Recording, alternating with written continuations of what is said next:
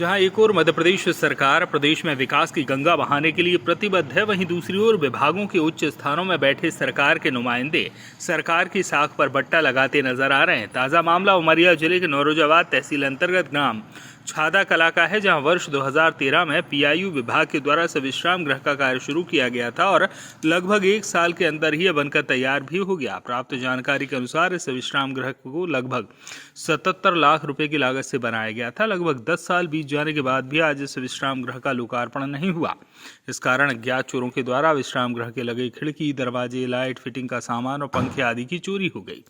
आज यह विश्राम गृह खंडहर में तब्दील हो गया है। प्राप्त जानकारी के मुताबिक लोक निर्माण विभाग और पीआईयू विभाग की आपसी खींचतान की वजह से इस विश्राम गृह का लोकार्पण नहीं हुआ। इस कारण यह विश्राम गृह पूरी तरह से खंडहर में तब्दील हो गया है।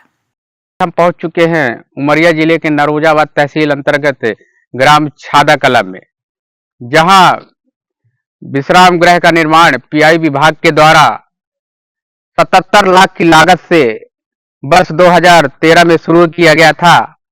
और जानकारी यह भी है कि इस निर्माण को 1 वर्ष के अंदर पूरा कर लिया गया।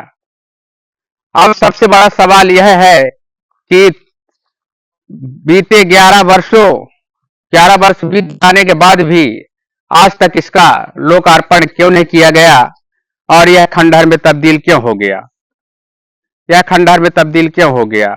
हम धीरे धीरे अब विश्राम गृह के अंदर चलेंगे और वहां की तस्वीर दिखाने का प्रयास करेंगे कि वहां की तस्वीर अपना हाल का बयां कर रही है। यहाँ अंदर प्रवेश करने के बाद जब हम अंदर के सभी कमरों का नजारा देखते हैं तो यहाँ पे साफ देखा जा रहा है कि यहाँ पे ना तो खिड़की बची है, ना दरवाजे बचे हैं, ना लाइटिंग का सामान बचा है और केवल कचरा ही कचरा चारों तरफ है।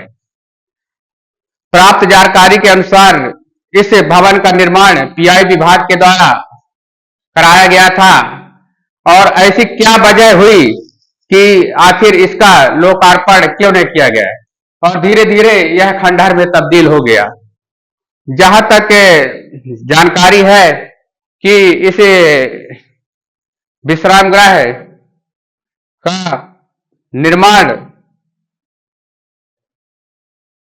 जहां एक और मध्य प्रदेश सरकार मध्य प्रदेश में विकास की गंगा बहा रही है, वहीं पे उमरिया जिले के कुछ विभागों के द्वारा उनके विकास के साख पर बट्टा लगाया जा रहा है, जिसकी तस्वीर यह विश्राम गृह बयां कर रहा है।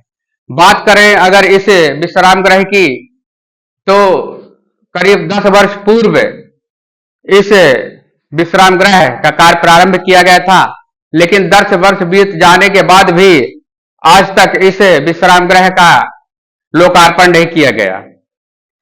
प्राप्त जानकारी के अनुसार इस विश्राम गृह के पीछे लोक निर्माण विभाग और पीआई विभाग की आपसी खींचातानी है, जिसमें यह जानकारी निकल के आई है कि पीआई विभाग के द्वारा इस भवन का निर्माण तो करा दिया गया, लेकिन लोक निर्माण विभाग के द्वारा अपने हैंडओवर न लिए जाने के कारण आज यह खंडहर में तब्दील हो गया है।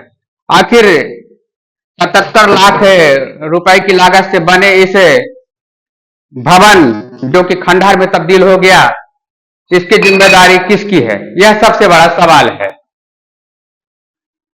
मैं अपने कैमरामैन से चाहूंगा कि यहाँ की व्यवस्था को अपने कैमरे में कैद कर आप तक पहुंचाएं।